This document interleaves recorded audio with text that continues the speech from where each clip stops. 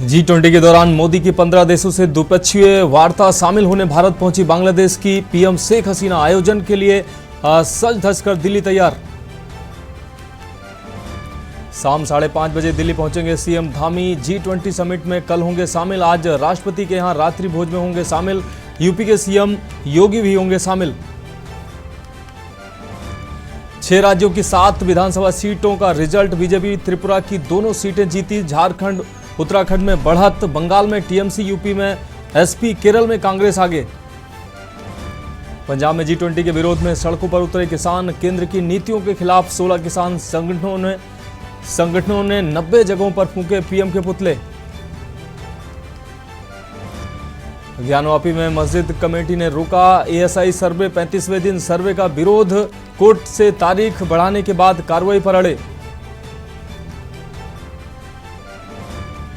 MP, Gujarat सहित 3 राज्यों में भारी बारिश की संभावना। महाराष्ट्र के 8 जिलों में येलो अलर्ट। हिमाचल में लैंडस्लाइड से नेशनल हाईवे बंद। आप देख रहे हैं के न्यूज, खबरों का सारथी। नमस्कार, देश की बात में आपका स्वागत है। मैं हूं आपके साथ मनोज मानस। रुक करेंगे खबरों का। दिल्ली बांग्लादेश की दिल्ली से खबर अपने दर्शकों को दिखा रहे हैं। बांग्लादेश की पीएम शेख हसीना दिल्ली पहुंची हैं। G20 शिखर सम्मेलन के लिए दिल्ली पहुंची हैं शेख हसीना। बांग्लादेश की पीएम शेख हसीना दिल्ली पहुंची हैं। G20 समिट में भाग लेने के लिए दिल्ली पहुंची हैं। रेलवे राज्य मंत्री दर्शना जरदोश ने उनका स्वागत किया है। तो दिल्ली से इस वक्त की अहम खबर। बांग्लादेश की PM Sheikh Hasina G20 summit में भाग लेने के लिए दिल्ली पहुंची हैं।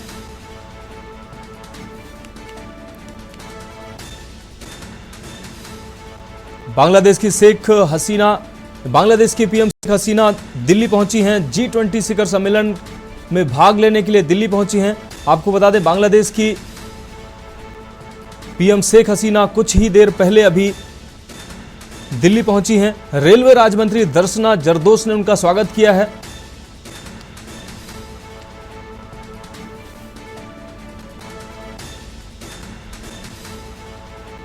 तो दिल्ली से इस वक्त की अहम खबर।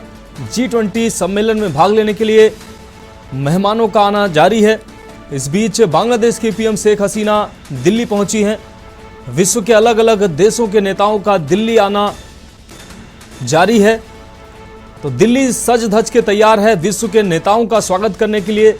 G20 समिट में शामिल होने के लिए जो 20 देशों के प्रतिनिधि दिल्ली पहुंच रहे हैं, उनका स्वागत के लिए दिल्ली तैयार है। सुरक्षा के लिहाज से दिल्ली को हाईटेक सुरक्षा प्रदान की गई है। पूरी दिल्ली G20 समिट की तैयारियों। अब बात करेंगे अगली खबर की। घोसी से अगली खबर है। सुधाकर सिंह ने घोसी में रिकॉर्ड तोड़ बढ़त बनाई है। सपा के सुधाकर सिंह ने 22,132 वोटों के अंतर से आगे चल रहे हैं। सपा के सुधाकर सिंह को अभी तक 63,050 वोट मिले हैं, जबकि बीजेपी के दारा सिंह चौहान को अभी 40,918 वोट मिले हैं। तो घोसी उपचुनाव से जुड़ी अहम अपडेट अपने दर्शकों को दिखा रहे हैं। बीजेपी के दारा सिंह चौहान को अभी 40,918 सीटें वोट मिले हैं, जबकि सुधाकर सिंह जो सपा के उम्मीदवार थे, सुधाकर सिंह को 63,000 के आसपास वोट मिले हैं। 22,132 वोटों से सुधाकर सिंह आगे चल रहे हैं। सुधाकर सिंह को 63,050 वोट मिले हैं। तो बीजेपी के दारा सिंह चौहान को अभी 40,918 वोट मिले हैं, जो काफी पीछे चल रहे हैं। समाजवादी पार्टी छोड़कर भाजपा में आए दारा सिंह चौहान को भाजपा ने अपना उम्मीदवार बनाया था, जिसके बाद सुधाकर सिंह और दारा सिंह चौहान के बीच में कांटे की लड़ाई मानी जा रही थी। अब ऐसे में वोटों की गिनती चल रही है। सपा के सुधाकर सिंह को 63,050 वोट मिले हैं और वो काफी आगे चल रहे हैं, जबकि बीजेपी के दारा सिंह चौहान को 40,918 वोट मिले हैं। रुक करेंगे अगली खबर का। लखनऊ से अगली खबर है। आपको बता दें, मॉल ब्लॉक के 8 गढ़ी सौरा में परिणाम घोषित हुए हैं। ग्राम पंचायत प्रधान उपचुनाव के परिणाम घोषित हुए हैं। गीता सिंह 158 मतों से विजयी हुई हैं। तो गीता सिंह को 1404 वोट मिले हैं। उपचुनाव में अमिताभ को 1204 मत मिले हैं।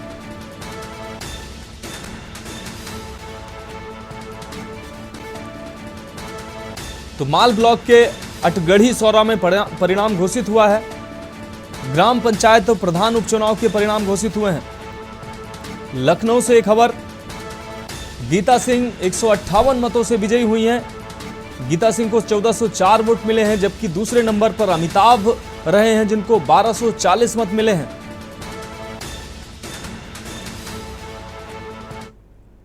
रुक करेंगे अगली खबर का। लखनऊ के मोहनलालगंज वार्ड 18 में डीडीसी मतगणना खत्म हुई है। सपा प्रत्याशी रेशमा रावत 2236 वोटों से जीती हैं।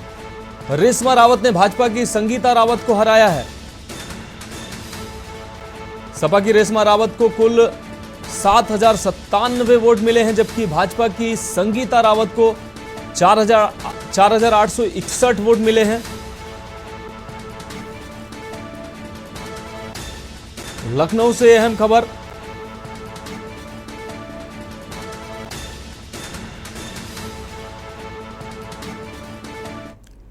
अब बात अगली खबर की। बागेश्वर उपचुनाव में बीजेपी प्रत्याशी की जीत हुई है। आपको बता दें, बीजेपी प्रत्याशी पार्वती दास की बागेश्वर में शानदार जीत हुई है।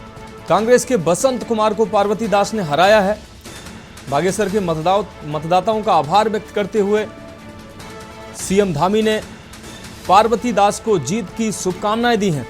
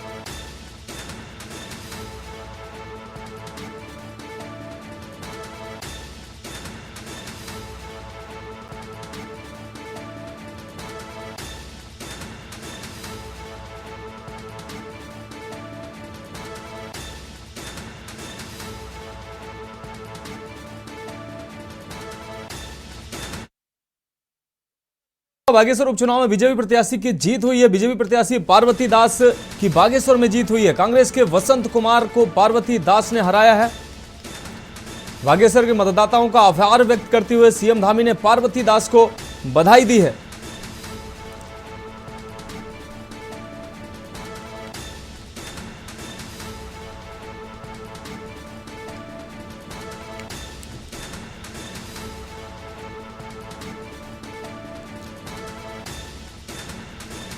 तो कांग्रेस के बसंत कुमार को पार्वती दास ने हराया है। आपको बता दें, पार्वती दास स्वर्गीय चंदन दास की पत्नी है। बागेश्वर के मतदाताओं का आभार व्यक्त करते हुए सीएम धामी ने पार्वती दास को जीत की बधाई दी है।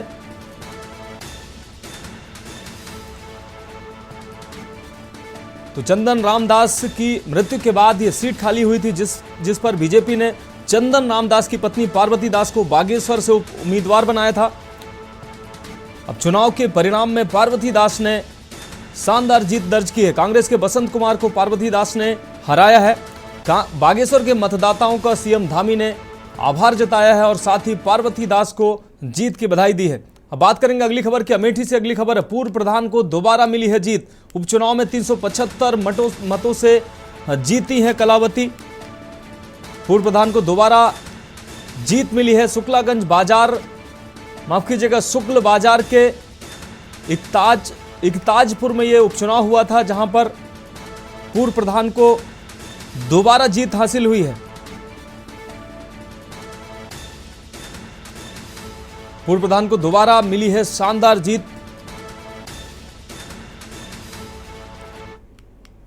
अगली खबर कोरबा से है। पिता ने 3 साल के मासूम की हत्या कर दी। धारदार हथियार से गला रेत कर हत्या कर दी। आपको बता दें, बालको इलाके के गहनिया खेतार गांव का यह मामला बताया जा रहा है। बच्चे की हत्या के बाद खुद की जान लेने की कोशिश की तो पिता का बेरहम चेहरा सामने आया है। बालको पुलिस ने आरोपी पिता को गिरफ्तार किया है। बच्चे की हत्या का कारण अभी तक स्पष्ट नहीं हो सका है। जिला अस्पताल में आरोपी पिता का इलाज जारी है। मामले की जांच में पुलिस जुटी हुई है।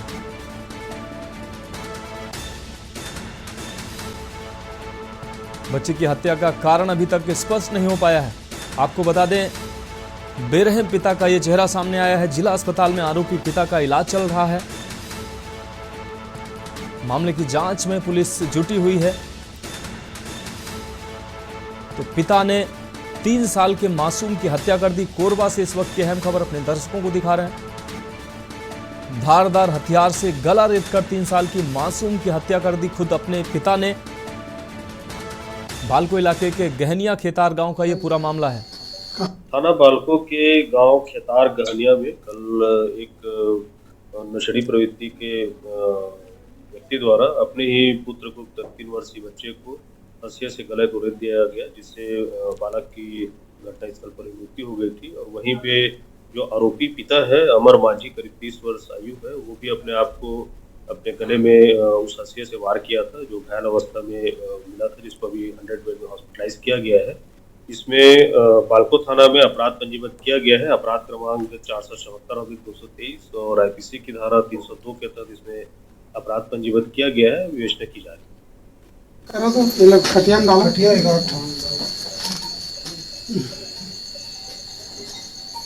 ये पूरा कंबल धारे पे लगे ना झोला में, ये भी काट लिया था। कोशिश करे कहाँ है गाँव पर चला ना गोदरी की छावन खाटिया में ढर के ले जा लगी हो।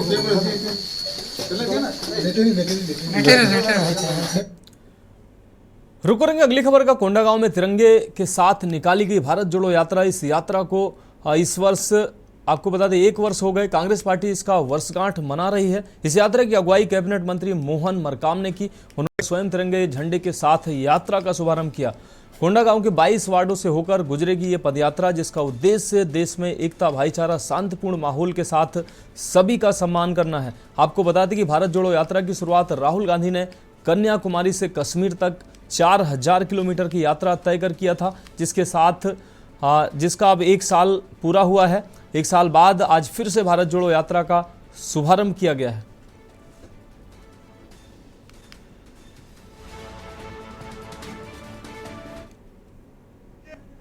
भारत जोड़ो पदयात्रा की प्रथम वर्षगांठ है।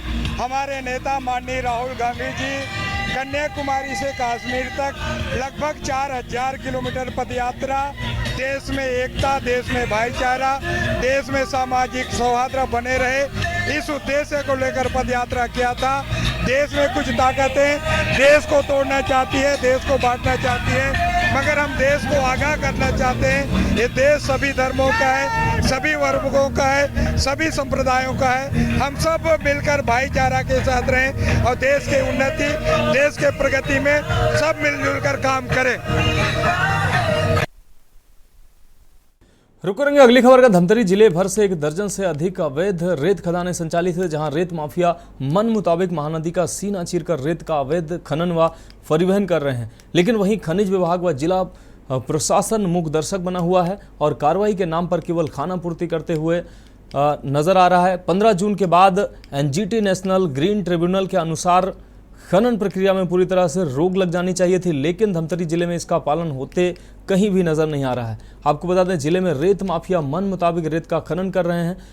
वहीं इस मामले के संबंध में खनन अधिकारी को आम जनता, जनप्रतिनिधि या पत्रकार फोन लगाते हैं तो अधिकारी किसी का भी फोन रिसीव करना उचित नहीं समझते हैं।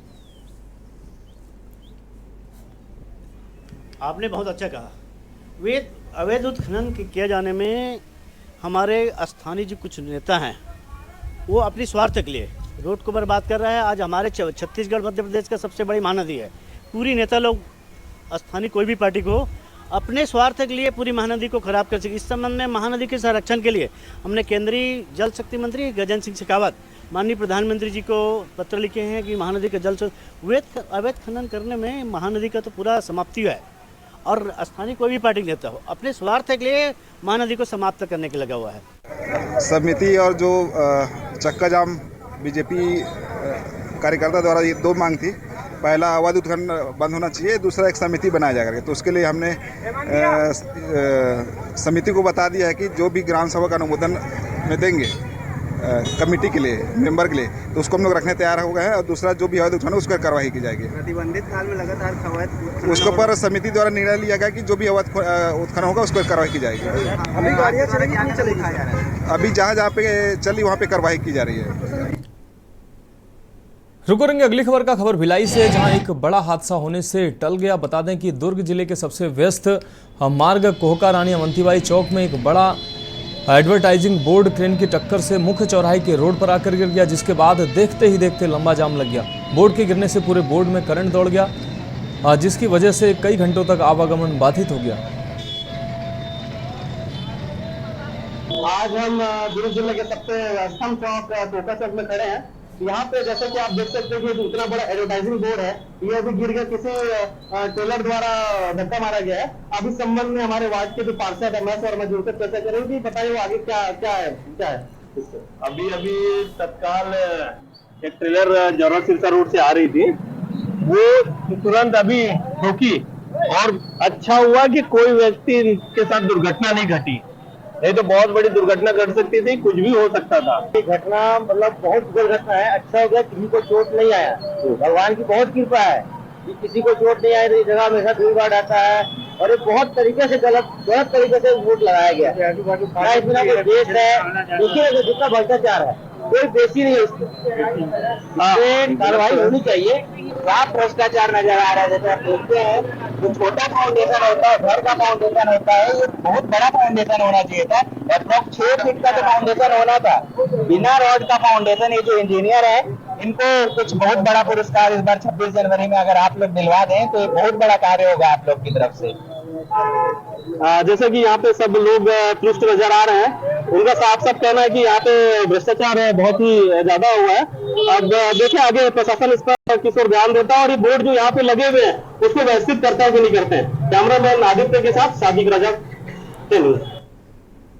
अब बात अगली खबर की। कांग्रेस के पूर्व अध्यक्ष राहुल गांधी की भारत जोड़ो यात्रा की पहली सालगिरह के मौके पर पूर्व मुख्यमंत्री और नेता प्रतिपक्ष भूपेंद्र सिंह हुड्डा रोहतक में यात्रा निकाल रहे हैं। कांग्रेस से भवन से भिवानी स्टैंड तक पहुंची इस यात्रा में हजारों की तादाद में जनसैलाब उमड़ा। ढोल नगाड़ों की थाप पर नाचते हुए उत्साहित नजर आए कार्यकर्ता। गलियों और सड़कों पर पैदल मार्च करने के साथ ही दुकान और मकानों की छतों पर चढ़कर नारों के साथ लोगों ने यात्रा का स्वागत किया। लोगों का उत्साह देखकर हुड्डा गदगद नजर आए। इस मौके पर उन्होंने कहा कि भारत जोड़ो यात्रा ने लोगों के मन मस्तिष्क पर गहरी छाप छोड़ी है, जिसका असर अभी भी देखने को मिल रहा है। हुड्डा ने कहा कि देश भर में राहुल गांधी की इस यात्रा को जबरदस्त समर्थन मिला है। नूह, गुड़गांव और फरीदाबाद से लेकर पूरे जीटी रोड पर यात्रा के स्वागत में जनता के बीच शानदार उत्साह देखने को मिला। देश में प्रेम और भाईचारे का अच्छा संदेश गया।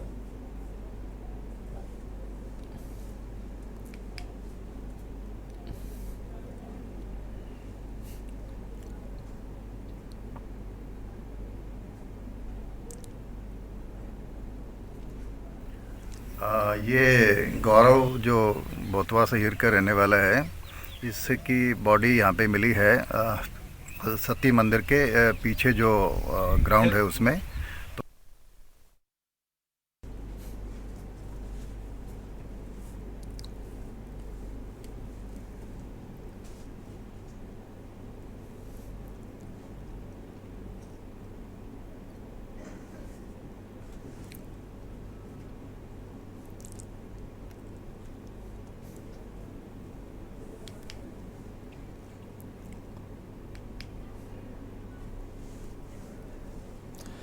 तो पूर्व सीएम नेता प्रतिपक्ष भूपेंद्र सिंह हुड्डा ने यात्रा निकाली है। भारत जोड़ो यात्रा का 1 वर्ष पूर्ण हुआ है। 1 वर्ष पूर्ण होने पर पूर्व सीएम भूपेंद्र हुड्डा ने भारत जोड़ो यात्रा के 1 साल पूरे होने पर यह यात्रा निकाली है। इस यात्रा में लोगों का अपार समर्थन मिला, ऐसा कहना है भूपेंद्र सिंह हुड्डा का। उन्होंने कहा कि लोगों में प्यार और भाईचारा बने और लोग आपस में जुड़ें, इसको लेकर ये यात्रा निकाली गई है। यात्रा में हजारों की तादाद में कांग्रेस कार्यकर्ता जुड़े। लोगों ने नारों के साथ यात्रा का स्वागत किया।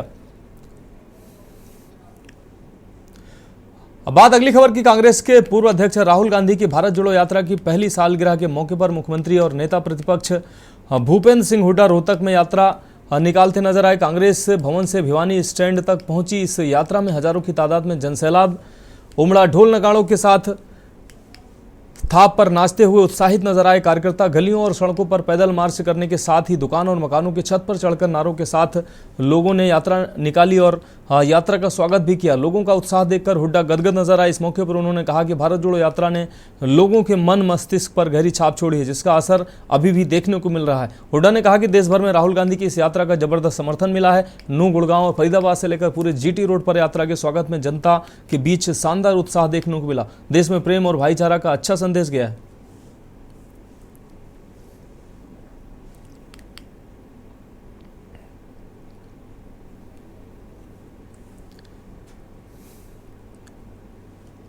बढ़ेंगे अगली खबर की ओर। हरियाणा के रेवाड़ी जिले के गांव भोतवास अहीर में एक युवक की पत्थरों से सिर कुचलकर निर्मम हत्या कर दी गई। आपको बता दें, युवक का शव भोतवास अहीर के ग्राउंड में पड़ा मिला। सूचना के बाद मौके पर पहुंची पुलिस ने शव को कब्जे में लिया और पोस्टमार्टम के लिए नागरिक अस्पताल भिजवा दिया।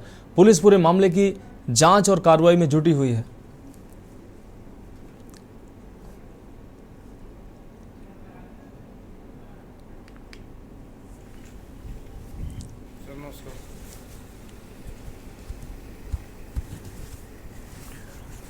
ये गौरव जो बोतवा से हिर कर रहने वाला है, इसकी बॉडी यहाँ पे मिली है सती मंदिर के पीछे जो ग्राउंड है उसमें। तो अभी उस पर कार्रवाई की जा रही है और शक के आधार पे जो भी जिस पे शक है उनसे पूछताछ की जा रही है और आगे एफआईआर दर्ज करके कार्रवाई की जा रही है। Thank you. अब बात अगली खबर की। राहुल गांधी की भारत जोड़ो यात्रा का 1 वर्ष पूर्ण होने के उपलक्ष्य में इंदौर शहर कांग्रेस कमेटी ने पैदल मार्च निकाला और एकता का संदेश दिया।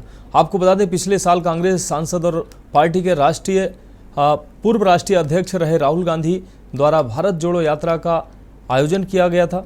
इस यात्रा का 1 वर्ष पूर्ण होने पर इंदौर शहर कांग्रेस कमेटी द्वारा पैदल मार्च का आयोजन किया गया। इस पैदल मार्च में शहर कांग्रेस के सभी वरिष्ठ नेता शामिल हुए, जहां शहर अध्यक्ष सुरजीत सिंह चड्ढा के नेतृत्व में यह पैदल मार्च गंगवाल बस अड्डे से शुरू होकर बड़ा गणपति स्थित सुभाष प्रतिमा तक पहुंचा। यात्रा का समापन बड़ा गणपति स्थित सुभाष चंद्र बोस की प्रतिमा पर माल्यार्पण कर समाप्त हुआ। इस रैली में नवनियुक्त शहर कांग्रेस कार्यवाहक अध्यक्ष गोलू अग्निहोत्री भी शामिल हुए, जिनका कार्यकर्ताओं ने जोरदार स्वागत किया।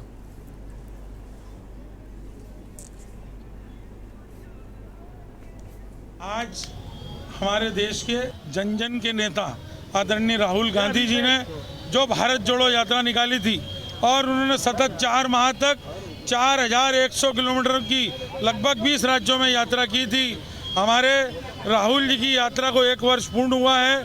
यह यात्रा इसके पहले सिर्फ देश की आज़ादी के लिए इतनी बड़ी यात्रा निकली है।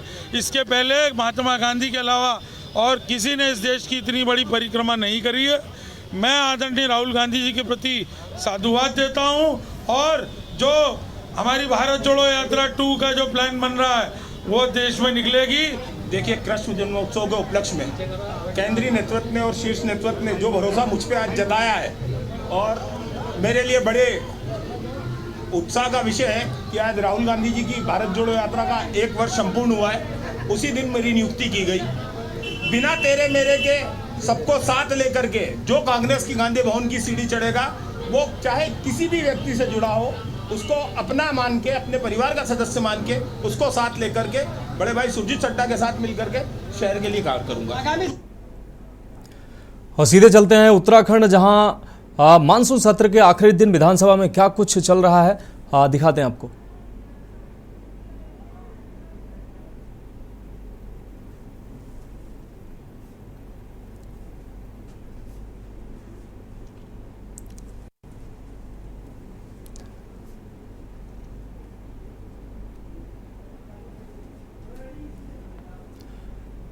तो उत्तराखंड मानसून सत्र का आज आखिरी दिन, जिसमें चर्चाएं चल रही हैं। यहां रुकेंगे एक ब्रेक के लिए, जल्द लौटेंगे। आप देख रहे हैं के न्यूज, खबरों का सारथी। तो ब्रेक के बाद एक बार फिर से देश की बात में आपका स्वागत है। अब सीधे चलते हैं उत्तराखंड, जहां विधानसभा में मानसून सत्र का आज आखिरी दिन की चर्चा हो रही है। क्या कुछ चर्चा हो रही है दिखाते हैं आपको। किसी को नहीं बख्श रही है। पावर का हनक तो दिखाई दे रही है, वो दिखाते हुए पूरा इस्तेमाल कर रहे हैं पावर का। और एक ही संकट नहीं है, बिजली गई, बिजली का तो संकट है ही। एक घटना मेरे यहाँ हुई अभी पिछले महीने, मानक मजरा गांव में गुलदार ने 2 सगे भाइयों पे हमला किया। अब बिजली थी नहीं, उस समय खेत में काम करने गए थे, शाम के समय 6-7 बजे का टाइम था। अब विभाग कह रहा है कि वो गुलदार था ही नहीं। अब बताओ कैसे साबित करें कि वो गुलदार था ही नहीं, ये हमला करा। अब तो सारे विभाग मिल रहे हैं ना, यहाँ इधर का भी मिल रहा, पावर भी मिल रही है, और आप संसदीय कार्य मंत्री हैं, आपका भी मिल रहा। अब कहाँ से प्रमाणित करें कि वो शाम के समय 6-7 बजे के समय के वो गुलदार खाने कहाँ से इतना साहस कौन करता है कि वो पकड़ लेता है, दिखाता भाई वो है नहीं। अब और मुसीबत और हुई, अभी आपदा की स्थिति आई। आपदा से वैसे भी लगातार छोटी सी हवा चली, सबसे नाजुक बिजली होगी, सबसे पहला अगर होगा तो बिजली के तार टूटते हैं। क्यों टूटते हैं? वो जर्जर लाइनें हैं, जर्जर विद्युत लाइनें हैं। जब कोई दुर्घटना हो जाती है तब सब अधिकारियों के हाथ पैर फूल जाते हैं। अगर कोई कैजुअलिटी होती है विद्युत लाइन की चपेट में आके, मानक मजरा गांव का एमडी साहब भी यहाँ पे बैठे हैं, जवान बच्चा इंटर का स्टूडेंट था और दुर्भाग्य से अंतिम पेपर दे गया था और विद्युत जर्जर लाइन उसके खेत में गया, वो टहलने के लिए बिजली की लाइन गिरी और उसकी तत्काल मौके पर मौत हो गई। अब स्थिति यह है, अगर मृत्यु की रिपोर्ट मांगी जाए तो हमारे तो विधानसभा सत्र के आखिरी दिन आज विपक्ष का जोरदार हंगामा हुआ है। विपक्ष ने कई मुद्दों पर चर्चा की। इस बीच लखनऊ से अहम खबर आ रही है, माफ कीजिएगा, जालौन से इस वक्त की अहम खबर आ रही है। 2 सीटों पर उपचुनाव के परिणाम घोषित हुए हैं। जालौन से इस वक्त की अहम खबर, बीजेपी को बड़ा झटका लगा है। जालौन से इस वक्त की बड़ी और अहम खबर अपने दर्शकों को दिखा रहे हैं। पहाड़ गांव जिला पंचायत सीट से सपा को जीत हासिल हुई है और जबकि भाजपा यहां से हार गई है। सपा की रंजना देवी चांदनी को मिले हैं 880 वोट। पहाड़ गांव जिला पंचायत सीट से सपा को जबरदस्त जीत हासिल हुई है। भाजपा को यहां से झटका लगा है। सपा की रंजना देवी चांदनी को 800 वोट मिले हैं। क्योलारी क्षेत्र पंचायत सीट पर निर्दलीय को 117 वोट मिले हैं। निर्दलीय उम्मीदवार सीता ने जीत दर्ज कर बाजी मारी है।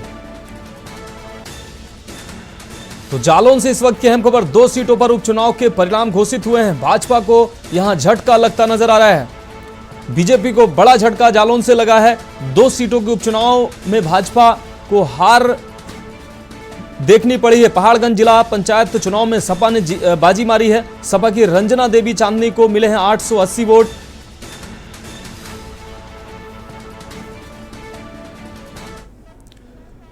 अब बात अगली खबर की, गाजियाबाद से अगली खबर आ रही है। इस वक्त की अहम खबर गाजियाबाद से है। मामूली विवाद में 2 लोगों में विवाद हुआ है। गाजियाबाद से इस वक्त की अहम खबर, विवाद में एक ने दूसरे पर चाकू से वार किया है।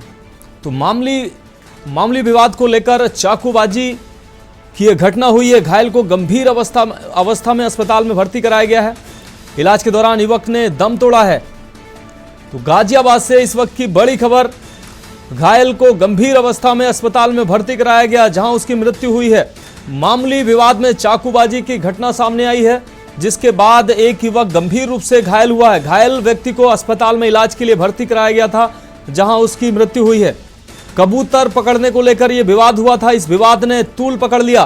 थाना टीला मोड़ क्षेत्र के निस्तौली गांव का यह मामला बताया जा रहा है। गाजियाबाद से यह अहम खबर, मामूली विवाद में 2 लोगों में मारपीट हुई है और चाकूबाजी हुई है।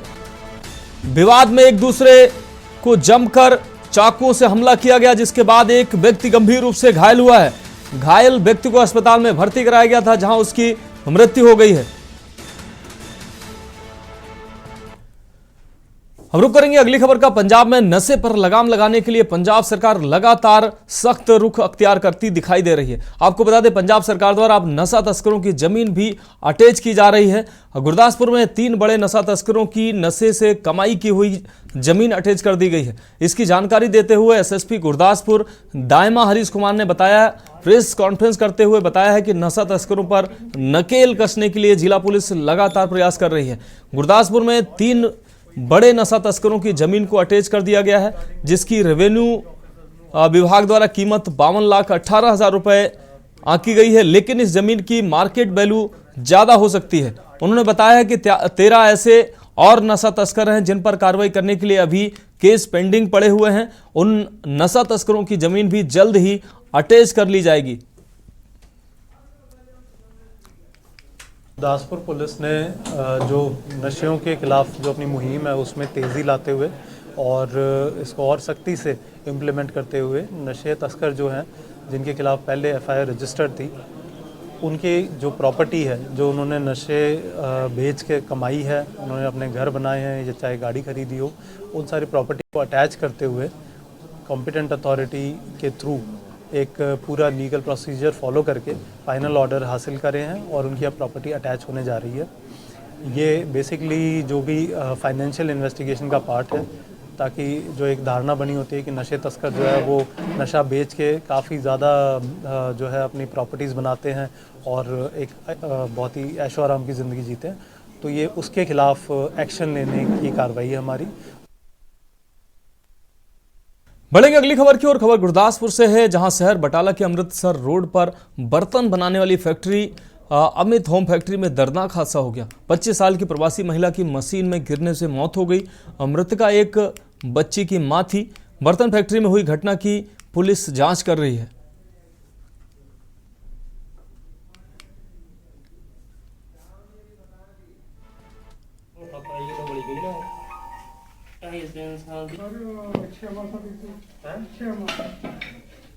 अमित जी की काम करते हो? मेरी बर्तन की फैक्ट्री है। की घटना वापरी किन्ने बजे वापरी? शामी टाइम का कोई आइडिया नहीं है, थोड़ी देर हुई है कि लड़की काम करती पई ही, थोड़े दिन ही होया हले काम करते हुए, चक्कर आया उन्होंने की होया अपने आप गिर गई है, ਉਹਦੇ ਵਾਲ ਦੀ बेल्ट च वाल आ गए, ਉਹਦੇ ਕਾਰਨ पता नहीं की होया, जो भी है जो भी रब दा भाना सी वो हो गया। बेटे काम ते आई बेचारी की होया नहीं होया तो भगवान को पता होगा, सानू तो कुछ पता नहीं। ਹੁਣ ਆਣ ਕੇ ਕੀ ਵੇਖਿਆ ਤੁਸੀਂ? दे आके देखे बेचारी खून लथपथ मरी है ਜੀ। कहते कि पैर फिसल गई है, की पता पैर फिसला की होया, तो मतलब पैर बंदा खिंच भी सकता है ना।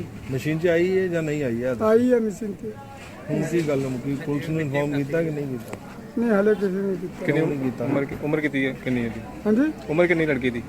लड़की की यही 21 साल होनी उम्र। ਬਿਲਕੁਲ ਇਨਫੋਰਮ ਕਿਉਂ ਨਹੀਂ ਕੀਤਾ ਪੁਲਿਸ ਨੂੰ? ਫਿਰ ਕਿਉਂ ਨਹੀਂ ਦੱਸਿਆ? हाँ जी, ਪੁਲਿਸ ਨੂੰ ਕਿਉਂ ਨਹੀਂ ਕੀਤਾ ਇਨਫੋਰਮ? नहीं मैं तो उन्हें भी कुछ देर पहले पता लगा तो मैं आया देखने वास्ते की गलबात हुई है, फिर अपने मालक ने बुलाया जिथे मेरा ना होना है, वो आए तभी गलबात की चलन रहा, रब जाने। ਸਾਨੂੰ ਇੰਟੀਮੇਸ਼ਨ ਮਿਲੀ ਆ ਵੀ ਜੋਤੀ ਨਾਂ ਦੀ ਲੜਕੀ ਹੈ ਜਿਹੜੀ ਅਮਿਤ ਗੁਪਤਾ ਦੀ ਫੈਕਟਰੀ 'ਚ ਭਾਂਡਿਆਂ ਵਾਲੀ ਕੰਮ ਕਰਦੀ।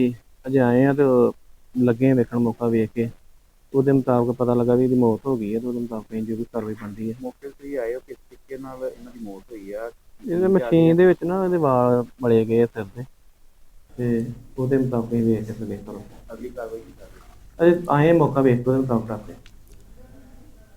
रुक करेंगे अगली खबर का। आज तीसरे दिन भी बिजली टावर पर अपार्टिस पंजाब यूनियन का धरना प्रदर्शन जारी है। साथ ही रास्ता बंद होने से आम लोगों को काफ़ी नुकसान हो रहा है, जिसके चलते कई बार पुलिस ने प्रदर्शनकारियों से मुलाकात की है और कोशिश की है कि उन्हें समझाने के लिए समझाया जा सके, लेकिन प्रदर्शनकारी पुलिस की कोई भी बात सुनने को तैयार नहीं थे।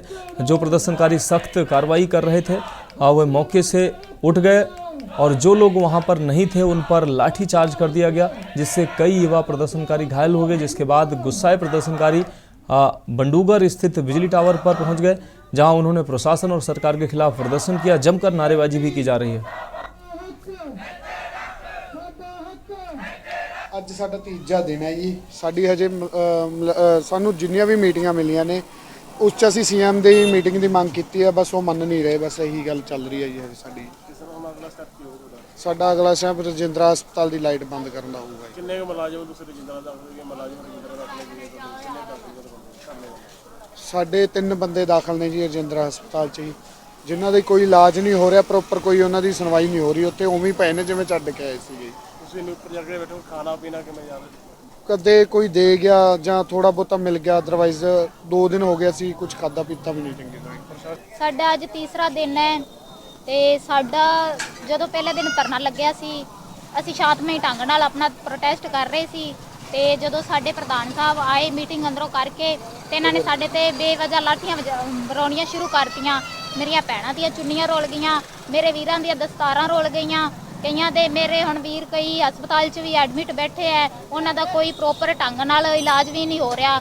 ਉਲਟਾ ਇਹਨਾਂ ਨੇ ਮਨਾ ਕਰ ਦਿੱਤਾ, ਇਹਨਾਂ ਦਾ ਕੋਈ ਪੱਟੀ ਪਾਣੀ ਵੀ ਨਹੀਂ ਕਰਨਾ।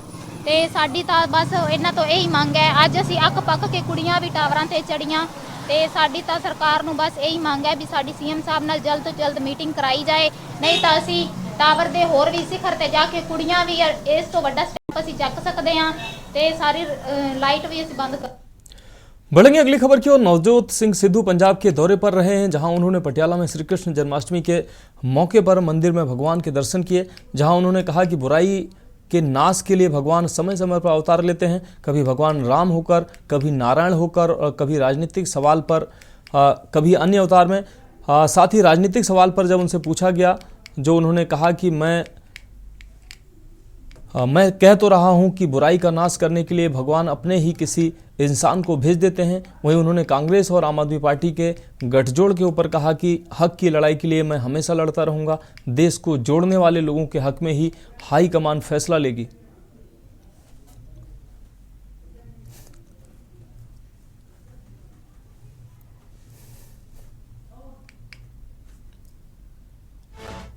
कान्हा धर्म की स्थापना वाले बिल्कुल कदे 12 अवतार लेके आए जी, कदे हिरण्यकशिपु नूं नरसिंह अवतार बन के मारिया, कदे परशुराम होके आए जी, कदे नारायण होके आए, कदे राम होके आए, कदे कृष्ण होके आए।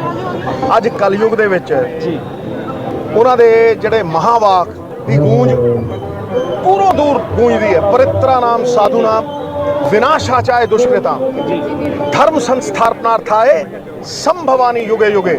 जद जद धर्म क्षय हुंदा है, जद जद जद जद लोग पाप वाल नूं उदारू हुंदे हैं, परमात्मा अपने बंदियां राहीं और खुद आके धर्म की स्थापना करता है। अगली खबर कांगड़ा से है, जहां हिमाचल प्रदेश के इकलौते शिक्षक विजय कुमार को राष्ट्रपति द्रौपदी मुर्मू द्वारा दिल्ली के विज्ञान भवन में राष्ट्रीय शिक्षक पुरस्कार से सम्मानित किया गया। राष्ट्रपति द्वारा सम्मानित होने से इंदौरा इलाके में खुशी की लहर है। विजय कुमार कांगड़ा जिले के इंदौरा विधानसभा क्षेत्र के मोहटली स्कूल में गणित विषय के लेक्चरर हैं, और रोचक बात तो यह है कि उन्होंने इसी स्कूल से अपनी 10वीं कक्षा तक की पढ़ाई भी पूरी की है।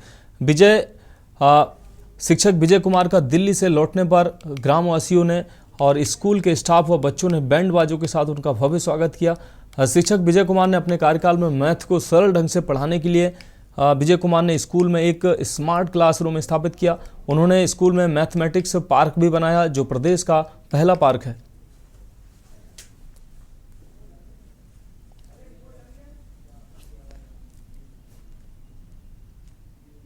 स्कूल का छात्र रहा हूँ और उसके बाद मुझे यहाँ सेवा करने का मौका मिला, और यहाँ रहते हुए मुझे जो भारत के प्रथम सिटीज़न है महामहिम राष्ट्रपति जी से मुझे जो अवार्ड मिला, इससे ज़्यादा मेरे लिए गर्व की कोई बात नहीं सकती। घर से जो शिक्षा मिलती है अच्छी, उन्होंने भी जितनी उन्होंने मुझे शिक्षा दी और अच्छा मुझे हमें प्रेरित किया और अच्छे संस्कार डाले, और इस वजह से शायद मैं आज इस मुकाम पर पहुँचा हूँ।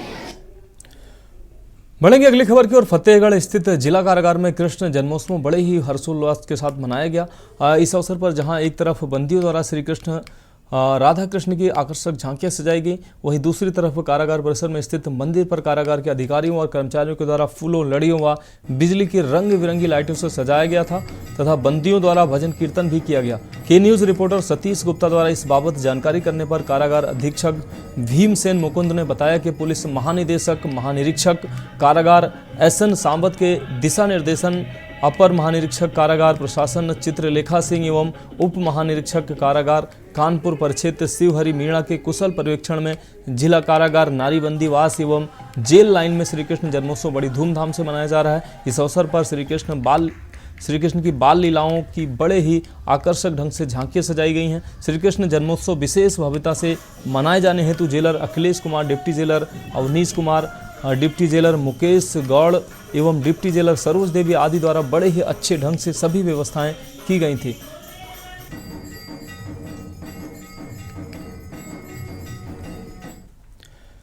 अब बात अगली खबर की। कृष्ण जन्माष्टमी के अवसर पर अम्बाला नगर पालिका स्थित कान्हा गौशाला में स्थानीय विधायक व कैबिनेट मंत्री धर्मपाल सिंह ने पहुंचकर श्री कृष्ण भगवान व गौ माता का पूजन कर आशीर्वाद लिया और आंवला की जनता के लिए ये त्यौहार सुख समृद्धि लेकर आए, ऐसी कामना की। उन्होंने यह भी कहा कि गाय जब तक दुधारू होती है तब तक हम उसे रखते हैं और बाद में उसे बेसहारा छोड़ देते हैं। ऐसा नहीं करें। गाय का दूध पीने वाले बच्चों को कोई बीमारी नहीं हो सकती है। उन्होंने ये भी कहा कि गाय का दूध 120 रुपये प्रति किलो बिकता है और मैं आशा करता हूं कि शुरुआत में इस गौशाला का दूध अधिकारियों को दिया जाए जिससे कि शुरुआत हो सके। इस मौके पर नगर पालिका अध्यक्ष सैयद आबिद अली, पूर्व अध्यक्ष संजीव सक्सेना, भाजपा जिला अध्यक्ष वीर सिंह पाल सहित पालिका के तमाम सदस्य मौजूद रहे।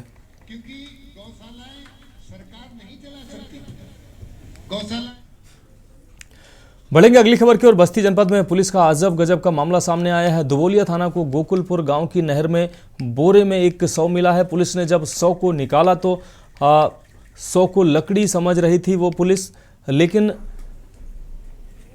इसमें एक लड़का निकला। 100 मिलने के बाद 100 की पहचान पुलिस ने पहचान करने के लिए मोर्चरी में रखा। जब 100 की पहचान नहीं हो सकी तो उस 100 का पोस्टमार्टम कराया गया। 100 को जब डॉक्टरों ने खोला तो उनके होश उड़ गए। जिस 100 को पुलिस लड़की बताकर लाई थी वो लड़का निकला। पुलिस ने लंबे बाल देखकर पंचनामा लड़की का लिखा था, जिसके बाद डॉक्टरों ने पोस्टमार्टम करने के लिए हाथ खड़े कर दिए। 100 को दोबारा मोर्चरी में रखा गया। जब पुलिस ने दोबारा पंचनामा भर कर दिया तब दूसरे दिन डॉक्टरों ने पोस्टमार्टम किया। वहीं मामले पर पुलिस जाँच कर रही है। एक नहर में अज्ञात महिला का शव तैर रहा है। पुलिस तुरंत मौके पर पहुंची, शव को कब्जे में लेकर पोस्टमार्टम के लिए भेज दिया गया है। घटनास्थल का मेरे और अन्य अधिकारियों द्वारा निरीक्षण कर लिया गया है। शव की पहचान का प्रयास किया जा रहा है। अग्रिम कार्रवाई प्रचलित है। ये विभिन्न समाचार पत्रों के माध्यम से ये बात प्रकाश में आई है और इसमें चूँकि बॉडी काफ़ी जीर्ण थी, पुरानी थी और इसमें जिस भी स्तर से लापरवाही की गई है उसकी जांच कराई जाएगी और जिसमें जो दोषी होगा उसके खिलाफ कार्रवाई।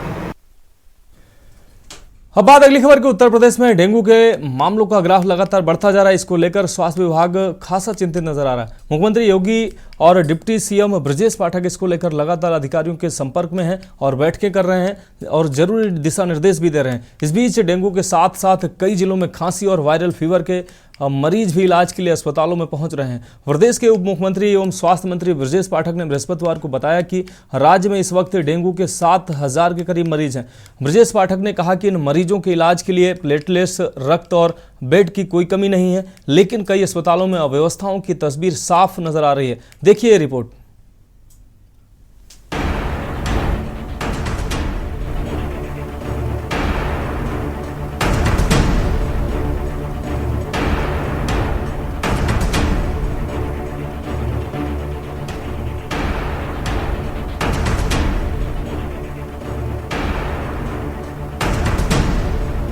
उत्तर प्रदेश लगातार डेंगू से कराह रहा है। राज्य में डेंगू मरीजों की संख्या में लगातार इजाफा हो रहा है।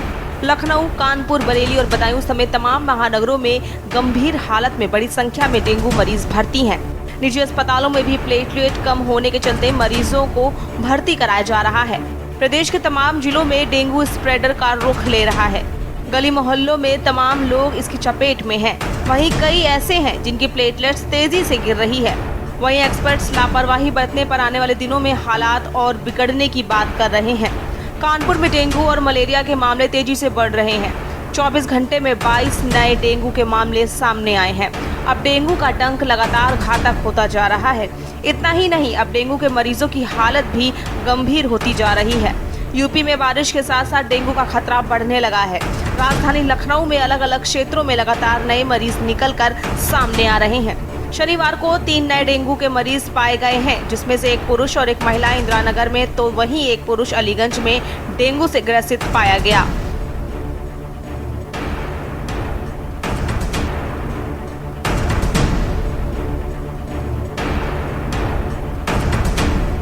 पिछले 4 दिनों में 10 मरीज डेंगू से ग्रसित मिल चुके हैं। वहीं बदायूं में म्याऊं ब्लॉक के गांव बिलहरी में 4 दिन में एक महिला ग्राम पंचायत सदस्य समेत 2 की मौत हो गई। मृतकों के परिजनों के अनुसार उन्हें बुखार आया था, जिसके बाद उन्होंने दम तोड़ दिया। परिजन डेंगू वजह बता रहे हैं। मृतकों में से 2 लोगों को प्राइवेट लैब ने डेंगू पॉजिटिव की पुष्टि की है। इधर गांव के कई अन्य लोगों को भी बुखार बताया जा रहा है।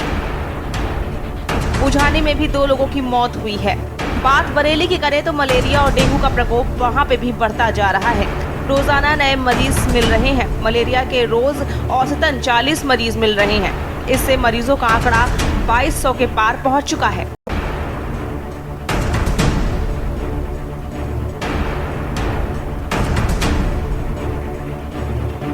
वहीं सीएमओ का कहना है कि मलेरिया नियंत्रण के सभी प्रयास जारी हैं। उत्तर प्रदेश में डेंगू के मामलों का ग्राफ लगातार बढ़ता जा रहा है। इसको लेकर स्वास्थ्य विभाग खासा चिंतित नजर आ रहा है। मुख्यमंत्री योगी और डिप्टी सीएम ब्रजेश पाठक इसको लेकर लगातार अधिकारियों के साथ बैठक भी कर रहे हैं और जरूरी दिशा निर्देश दे रहे हैं। इसी बीच डेंगू के साथ साथ कई जिलों में खांसी और वायरल फीवर के मरीज भी इलाज के लिए अस्पतालों में पहुंच रहे हैं। प्रदेश के उप मुख्यमंत्री और स्वास्थ्य मंत्री ब्रजेश पाठक ने बताया कि राज्य में इस वक्त डेंगू के 7,000 मरीज हैं। ब्रजेश पाठक ने कहा कि मरीजों के लिए इलाज के लिए प्लेटलेट्स, रक्त और बेड की कोई कमी नहीं है, लेकिन यूपी में अस्पतालों में व्यवस्था कुछ और ही बयां कर रही है। अब देखना ये होगा कि यूपी वासियों को इन व्यवस्थाओं के बीच डेंगू और मलेरिया से कब तक राहत मिल पाएगी। डेस्क रिपोर्ट, के न्यूज इंडिया।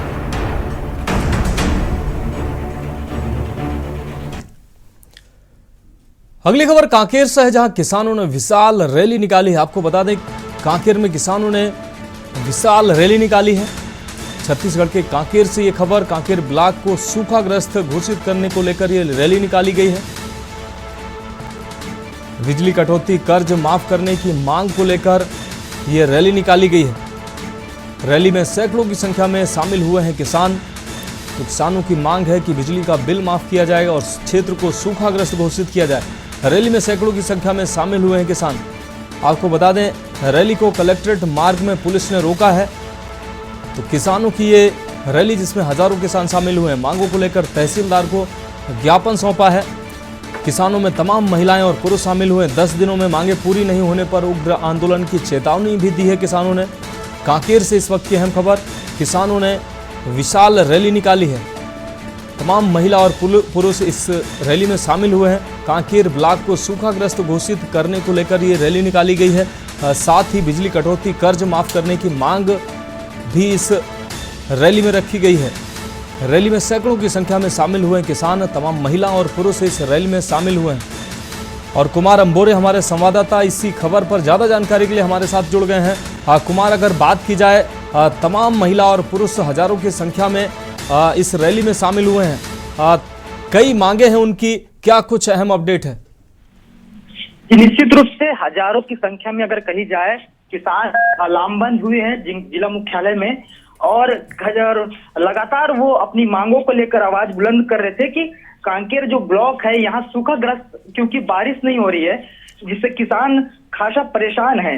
इन सब मांगों को लेकर सूखाग्रस्त करने जैसे मांग है, बिजली कटौती है और अभी आने वाले समय में कर्ज माफ, जो किसानों की जो कर्जा माफ है, इन सब मांगों को लेकर लगातार वो अपनी आवाज को बुलंद कर रहे हैं। इसी तारतम्य में कलेक्टर ऑफिस पहुंच रहे थे, वहीं पर तहसीलदार ने उन्हें कलेक्टर ऑफिस जाने से रोक दिया बीच में ही और उनको ज्ञापन सौंपे और अपनी 10 दिन तक अल्टीमेटम दिया गया है कि अगर 10 दिन में उनकी मांगे अगर पूरी नहीं होती है तो उग्र आंदोलन करेंगे। जी हाँ विकास, इस अहम जानकारी के लिए आपका बहुत शुक्रिया। तो आपको बता दें, किसानों का ये उग्र प्रदर्शन लगातार जारी है।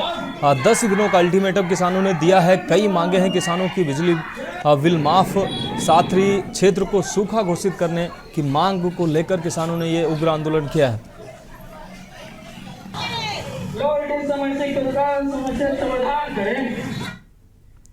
रुक करेंगे अगली खबर का। पंजाब में लगातार लूट की वारदात रुकने का नाम नहीं ले रही है। ऐसी घटनाएं रोज सामने आ रही हैं जिसमें बेखौफ लुटेरे घटना को अंजाम दे रहे हैं। ऐसा ही मामला पटियाला में देखने को मिला है, जहां पर सेंट पीटर स्कूल के पास आज सुबह डॉक्टर जसलीन कौर लुटेरे का शिकार हो गई। जब वह सामान लेकर बाहर आ रही थी तो पहले से ही घात लगाए बैठे लुटेरों ने उनकी चैन को झपट्टा मारकर फरार हो गया। इसी दौरान डॉक्टर जसलीन कौर सड़क पर गिर गईं, जिससे उन्हें काफ़ी चोटें भी आईं। डॉक्टर जसलीन कौर ने प्रशासन से कार्रवाई की मांग की है। ਮੈਂ ਬੇਟੀ ਨੂੰ 7:45 ਵਜੇ ਸਕੂਲ ਛੱਡਣ ਗਈ, ਲੇਡੀ ਫਾਤਮਾ 'ਚ ਪੜ੍ਹਦੀ, ਉਹਦਾ ਐਗਜ਼ਾਮ ਸੀਗਾ ਕਾਰਡ 'ਤੇ ਹੈ ਨਾ ਸੈਂਟਰ 'ਤੇ। ਤੇ ਉਸ ਤੋਂ ਬਾਅਦ ਮੈਂ 22 ਨੰਬਰ ਜਿਹੜਾ ਚਾਵਲਾ ਚਿਕਨ ਦੇ ਬਾਹਰ ਸਬਜ਼ੀ ਵਾਲਾ ਆਦੇਸ਼ ਉਹ ਤੋਂ ਸਬਜ਼ੀ ਲੈ ਕੇ ਤੇ ਮੁੜ ਕੇ ਮੈਂ ਵਾਪਸ ਅਜੀਤ ਕਰਿਆਨਾ ਸਟੋਰ ਹੈਗਾ ਇੱਥੇ ਬਿਲਕੁਲ ਟੀ ਪੁਆਇੰਟ 'ਤੇ ਅਜੀਤ ਨਗਰ 'ਤੇ ਜਿਹੜਾ ਆਪਣਾ ਸੇਂਟ ਪੀਟਰ ਸਕੂਲ ਦੇ ਸਾਹਮਣੇ ਪੈਂਦਾ ਟੀ ਪੁਆਇੰਟ 'ਤੇ, ਉੱਥੋਂ ਮੈਂ ਆਪਣਾ ਸਮਾਨ ਲਿਆ ਤੇ ਸਮਾਨ ਲੈ ਕੇ ਜਿਸ ਤਰ੍ਹਾਂ ਮੈਂ ਕਾਰ 'ਚ ਬੈਠੀ ਨਹੀਂ ਸੀ, ਅਜੇ ਬੈਠਣ ਲੱਗੀ ਘੁੰਮ ਕੇ ਪਿੱਛੋਂ ਦੀ, ਤੇ ਇੱਕ ਬੰਦੇ ਨੇ ਆ ਕੇ ਮੈਨੂੰ ਪਤਾ ਨਹੀਂ ਚੱਲਿਆ ਸਿੱਧਾ ਇੱਥੇ ਮੇਰੇ ਟੀ-ਸ਼ਰਟ ਤੇ ਹੱਥ ਜੋੜਦੀ ਖਿੱਚਿਆ ਤੇ ਮੈਂ ਚੀਕ ਮਾਰੀ ਤਾਂ ਉਨੀ ਦੇਰ 'ਚ ਮੈਂ ਥੱਲੇ ਗਿਰ ਗਈ। ਉਹਨੇ ਬਹੁਤ ਜ਼ੋਰ ਨਾਲ ਮੈਨੂੰ ਖਿੱਚਿਆ ਤੇ ਮੈਂ ਨੀਚੇ ਗਿਰੀ, ਨੀਚੇ ਮੇਰਾ ਸਿਰ ਵੱਜਿਆ ਜਾ ਕੇ, ਆ ਸਾਰੀ ਬਾਹਰ ਰਗੜੀ ਗਈ ਮੇਰੀ ਤੇ ਔਰ ਉਹ ਖਿੱਚ ਕੇ ਮੈਨੂੰ ਇੱਦਾਂ ਨਾਲ ਰਗੜ ਕੇ ਲੈ ਕੇ ਜਾ ਹੀ ਰਿਹਾ ਸੀ ਕਿ ਮੇਰੀ ਚੇਨ ਜਿਹੜੀ ਪਾਈ ਹੋਈ ਸੀ ਗੋਲਡ ਦੀ ਉਹ ਖੁੱਲ ਗਈ ਤੇ ਇੱਕਦਮ ਨਿਕਲ ਗਿਆ लड़का। ਉਹ ब्लैक पल्सर ਤੇ सीगा। रुक करेंगे अगली खबर का। 2 दिवसीय दौरे पर मुख्यमंत्री योगी आदित्यनाथ गोरखपुर आए हुए हैं। यहां देर रात उन्होंने कृष्ण जन्माष्टमी मनाई। साथ ही सीएम योगी शुक्रवार सुबह मेरी माटी मेरा देश अभियान के तहत कार्यक्रम में शामिल हुए। उन्होंने कहा कि मेरी माटी मेरा देश अभियान कार्यक्रम में आना सौभाग्य की बात है। हर जगह से मिट्टी इकट्ठी हो रही है, यह हमारी एकता को दर्शाती है। बता दें कि पिछले साल स्वतंत्रता दिवस के मौके पर हर घर तिरंगा अभियान की घोषणा हुई थी। इस अभियान में लोगों ने बढ़ चढ़कर हिस्सा लिया था। वहीं इस साल मेरी माटी मेरा देश अभियान के साथ आज़ादी का पर्व मनाया जा रहा है। यह अभियान देश के वीरों को सम्मान देने के लिए शुरू किया गया है। 9 अगस्त से इस अभियान की शुरुआत हो चुकी है। नेतृत्व में भारत ने अपनी आज़ादी का अमृत महोत्सव पूरी भव्यता और दिव्यता के साथ आयोजित किया। ये हम सब का सौभाग्य है कि आज़ादी के अमृत काल के प्रथम वर्ष में हम सबको नए भारत का दर्शन हो रहा है और नए भारत की 140 करोड़ की आबादी को आगामी 25 वर्ष की एक विस्तृत कार्य योजना के साथ आगे बढ़ने का एक अवसर प्रधानमंत्री मोदी जी ने उन सबको दिया है। यह देश जब अपनी आज़ादी का शताब्दी महोत्सव मना रहा होगा 2047 में, उस समय कैसा भारत हो, स्वाभाविक रूप से हर राष्ट्रभक्त भारतीय के मन में एक इच्छा होगी कि उस समय एक सशक्त भारत, एक समर्थ भारत और दुनिया का एक सबसे बड़ी महाशक्ति के रूप में एक नए भारत का दर्शन भारत को हो, जो दुनिया को नेतृत्व करता हुआ दिखाई दे रहा हो। उस भारत के लिए, ऐसे समर्थ और सशक्त भारत के लिए, एक शक्तिशाली भारत के लिए जो कार्यक्रम दिए गए हैं, उस कार्यक्रम की श्रृंखला में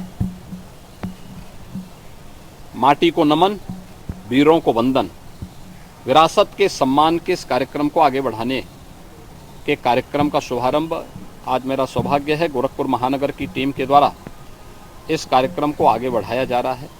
आज यहाँ पर मुझे गोरखपुर की माटी को इस अमृत कलश के साथ जोड़ने का अवसर प्राप्त हो रहा है।